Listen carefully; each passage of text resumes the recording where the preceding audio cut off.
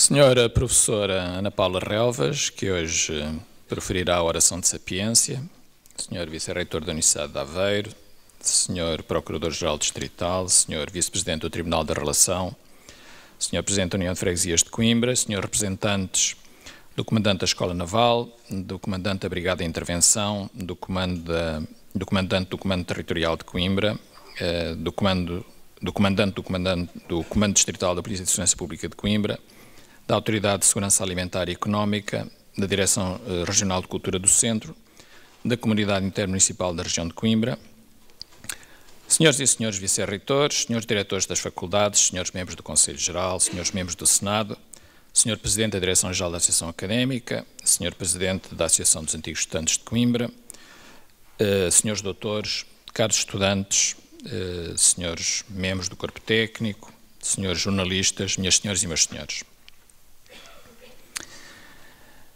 A minha primeira palavra é para os novos estudantes, a quem desejo muito boas-vindas. É nossa responsabilidade coletiva, de professores, pessoal técnico e restantes estudantes, empenharmos-nos em que encontrem na Universidade de Coimbra um ambiente de aprendizagem inspirador e multifacetado, da mais elevada qualidade. É absolutamente essencial respeitar, nas atividades de acolhimento, o direito de cada um de vós participar ou não, livremente, em cada momento, nas atividades que vos estejam propostas, afastando por inteiro qualquer tipo de praxe humilhante, discriminatória ou degradante. A primazia das aulas e da atividade académica em geral tem de ser absoluta. Porque o que nos torna mais humanos é a capacidade de aprender.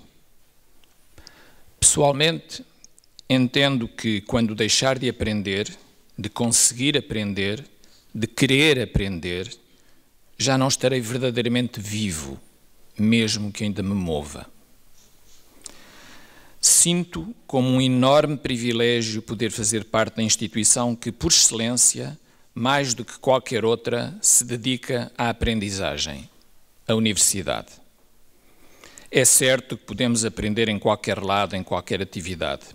Eu diria que devemos aprender em qualquer lado, pois há sempre oportunidade para isso.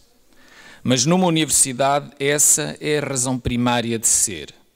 Sem aprendizagem, sem estudantes a aprender, não há universidade. Perguntam-me por vezes o que tenciono fazer depois de terminar o mandato que atualmente exerço. Eu respondo invariavelmente, vou aprender. Não que não aprenda nada nestas funções, bem pelo contrário. Tenho aprendido avassaladoramente, por vezes em áreas com as quais nunca sonhara vir a ter qualquer contacto. Tem sido profundamente enriquecedor. Mas tenho saudades de voltar a aprender na minha área científica, a informática, e mais do que isso, tenho saudades de voltar a ensinar. Ensinar não é transmitir conhecimentos. Ensinar é acompanhar alguém que está a aprender, é ajudar alguém que está a tentar compreender, é partilhar alguns dos momentos fantásticos de descoberta e aprender com quem está a descobrir. Uma universidade de qualidade é aquela onde todos aprendemos uns com os outros, partilhando o desdobramento de compreender um pouco melhor como funciona o mundo, a natureza, o cosmos, a mente e o corpo humanos. No mundo de hoje, o deslumbramento da descoberta só pode ser bem transmitido por quem já o sentiu. Daí a investigação científica ser um elemento central, a fonte do funcionamento de uma universidade. Uma universidade antiga tem de ser campeã da adaptação. O passar dos séculos guardou a memória de inúmeras escolas que encerraram porque não se souberam adaptar. A Universidade de Coimbra, como outras universidades muito antigas, tem sabido adaptar-se continuamente e aqui está, forte e pujante. Sempre alerta para compreender o que a sociedade dela espera, o papel que deve desempenhar e empenhada em fazê-lo bem. Mas também há traços que nunca mudam. O principal são os estudantes que aprendem. uma universidade sem estudantes não é uma universidade. Compreenderão assim a minha enorme preocupação com a evolução demográfica de Portugal, não apenas por causa do decréscimo da natalidade que ocorreu há década e meia atrás, que indicia que no próximo decénio o número de candidatos ao ensino superior venha a decrescer cerca de 25%, algo de catastrófico. Os dados mais atuais já permitem juntar a esse efeito outros, bem espelhados no cenário demográfico tão negativo da região de Coimbra, onde houve uma diminuição de população residente de 2001 para 2017, na faixa etária dos 15 aos 24 anos, não de 25%, mas de 33%. A origem deste agravamento, que vai bem além da mera quebra da natalidade, não é difícil de perceber. A imigração para as áreas metropolitanas e para o estrangeiro. Sei bem que alguns consideram um exagero esta minha angústia com a evolução demográfica. Permitam-me invocar, em minha defesa, um famoso livro de um demógrafo francês, Emmanuel Todd, La chute finale, essai sur la décomposition de la sphère soviétique, que mostra muito bem como as variáveis demográficas são profundas e decisivas. Publicado em 1976, o autor previu a queda da União Soviética com dados validados de forma magistral, onde as variáveis demográficas, em particular a mortalidade infantil, eram indicadores fortíssimos da previsível evolução descendente dessa sociedade. Atualmente, parece trivial a afirmação de que a União Soviética nessa altura já estava em trajetória descendente, mas na altura isso não era nada evidente. Poucos anos antes, em 70 e 73, a União Soviética tinha conseguido colocar na Lua os primeiros robôs controlados remotamente, os Lunokhod, de que alguns ainda se lembrarão. Só cerca de 25 anos mais tarde, os americanos colocaram um robô de controle remoto noutro planeta, concretamente o Mars Pathfinder, que explorou Marte, mas em 1997. Em 1979, 3 anos depois da publicação do livro, a URSS mostrava a sua força e invadiu o Afeganistão.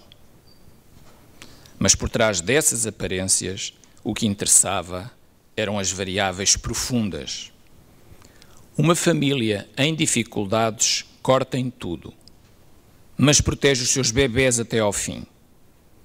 Quando a mortalidade infantil sobe de forma continuada, como Emmanuel Todd mostrou que estava a acontecer na União Soviética nessa altura, é porque a sociedade bateu no fundo e algo de negativo tinha de acontecer mais tarde ou mais cedo, argumentava ele. Assim foi. O muro de Berlim caiu em 89, a União Soviética dissolveu-se em 91. A Universidade de Coimbra defronta-se com uma variável demográfica profunda, nova na sua centenária história, a falta de estudantes portugueses. Nos seus primeiros 6 séculos, em situação quase sempre de exclusividade, a UC não teve problema com falta de estudantes, a menos de períodos de guerra e grande instabilidade. Quando a sua exclusividade terminou em 1911, a oferta de ensino superior continuou a ser pequena e os alunos abundantes. Na décadas de 70 a 80 do século passado, primeiro com a reforma Veiga de Simão e depois com a democratização do acesso ao ensino superior, a oferta foi sempre insuficiente e a procura elevada. Só no final do século passado a situação se começa a inverter, com uma rarefação da procura e um progressivo excesso de oferta no sistema público de ensino superior. Esta tendência acentua-se fora das 2 grandes áreas metropolitanas, porque em Lisboa e Porto a migração interna compensa a diminuição demográfica, enquanto que fora dessas áreas metropolitanas essa mesma migração interna intensifica a rarefação demográfica. O número recorde de novos estudantes deste ano não nos pode enganar. O número total de estudantes portugueses da Universidade de Coimbra tem vindo a baixar e essa tendência profunda vai continuar. Há lugar para uma universidade como a de Coimbra, sendo estas as perspectivas do nosso país e da nossa região? Há, se o nosso horizonte for o mundo, se quisermos ser uma universidade global, pois no conjunto do planeta a evolução demográfica é fortemente positiva e a procura pelo ensino superior cresce rapidamente em cada ano. O caminho é atrair jovens do mundo inteiro, como temos vindo a fazer de modo crescente. Atingimos, no ano letivo passado, a fasquia dos 20% de estudantes estrangeiros, algo inédito em Portugal. Mas o desafio é enorme. Em primeiro lugar, porque a competição é impiedosa e vai intensificar-se. A Europa está a perder a sua centralidade no mundo e cada vez mais países europeus, dispondo de excelentes sistemas de ensino superior, disputam os estudantes internacionais. O prestígio secular da Universidade de Coimbra é muito valioso, mas quem cá chega tem de encontrar uma universidade de altíssima qualidade. O que se consegue com base em muitos pilares, mas em que um deles é dominante. Chamo aqui a voz autorizada de um dos grandes vultos desta universidade e do Portugal do século XIX, Júlio Máximo de Oliveira Pimentel, Visconde de Vila Maior, reitor desta universidade de 1869 até à sua morte, a 20 de outubro de 1884, morte essa que ocorreu, aliás, aqui mesmo no Colégio de São Pedro, a sua residência no Paço das Escolas.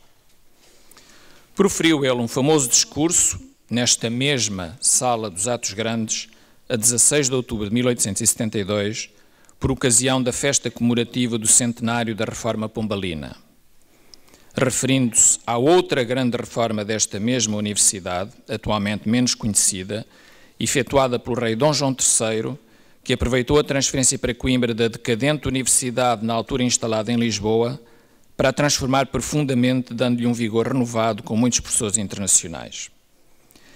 Afirmou então o Visconde de Vila Maior.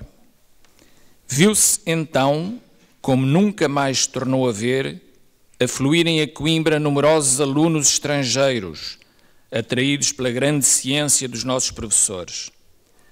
Era porque a escolha dos homens, com que se constituiu a Universidade em 1537, tinha sido a mais acertada e judiciosa. O mesmo aconteceu às antigas universidades de Salamanca, de Bolonha, de Paris e a outras muitas. Isto mesmo acontece em nossos dias nas mais célebres universidades de Alemanha. Na história de todas as escolas, antigas e modernas, vemos sempre que os seus créditos, esplendor e fortuna dependem unicamente dos professores que as ilustram e nunca de outras condições, por mais vantajosas que elas sejam. Dizia o Visconde. A nossa primeira prioridade é, portanto, a escolha acertada e judiciosa dos novos professores desta universidade, que tem de estar ao nível de uma universidade global. Não nos podemos contentar com menos do que isso.